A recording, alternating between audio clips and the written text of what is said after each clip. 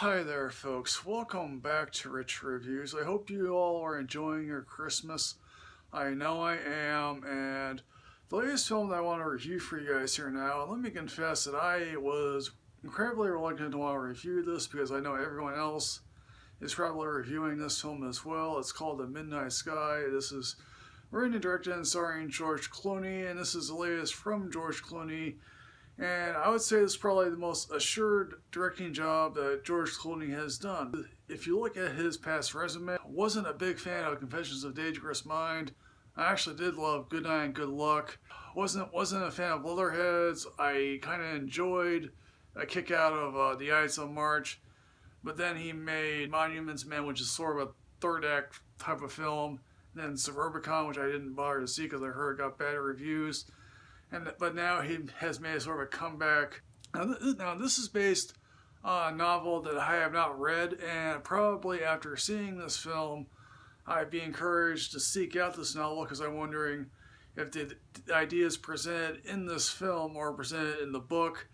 The year is 2049, and given the fact that most films are going to be presented farther into the future now, considering that most post-apocalyptic films always present something in the year 2000 or so, and there's a prologue here involving a past event that has rendered the earth uninhabitable, and then Augustine Lofthouse, played by George Clooney, now in a flashback scene, which is probably the only one of the weirdest things that I've seen, is that Ethan Peck plays a younger version of George Clooney, and I guess he's dubbed by George Clooney, which I think is odd. Augustine, he's dying of cancer, decides to stay, man the station, and hopefully seek radiation treatments. Then, of course, he finds out that there's a young girl here named Iris, played by a newcomer that I don't really know her name.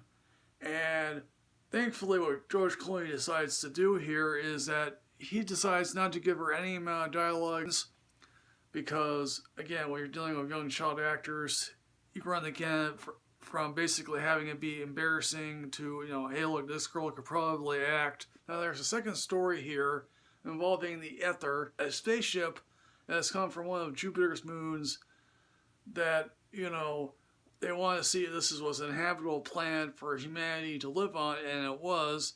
And it's a 5-person crew that's led by a husband and wife team of Felicity Jones and David Oyelowo. And also hanging around is Damian Bashir, Kyle Chandler, and one other girl who I couldn't tell you her name. But in a lot of the economy of characters, you know what's going to happen to her, and basically people's decisions here do have life or death consequences. And of course, they have to get in touch with the George Clooney character. Now, apparently this is written by one of the guys that wrote The Revenant. At a certain point, Clooney comes to realize, oh yeah, I had to go out into the frozen wasteland of the Arctic and rearrange a satellite, form this spaceship that, the Earth is no longer inhabitable. And obviously, the Arctic scenes are very much like The Revenant. I remember once seeing a Real Sports episode where this one person tried to trek across the shortest distance of the Arctic. And who would want to go out into the frozen wasteland of the Arctic knowing that you have cancer, knowing you're tugging around a little slow girl with you? And again, sometimes the reasons why I don't review a film is because obviously I don't have much to say about this, and I just happen to like that this film is it's based on ideas, it's not a spectacle. I mean, there is one little short action sequence in outer space that is, I would say, completely toned down, although in another film it'd be just everything going at the screen. So in the end, folks, what I'm going to say about The Midnight Sky, I'm going to give this a leave work early.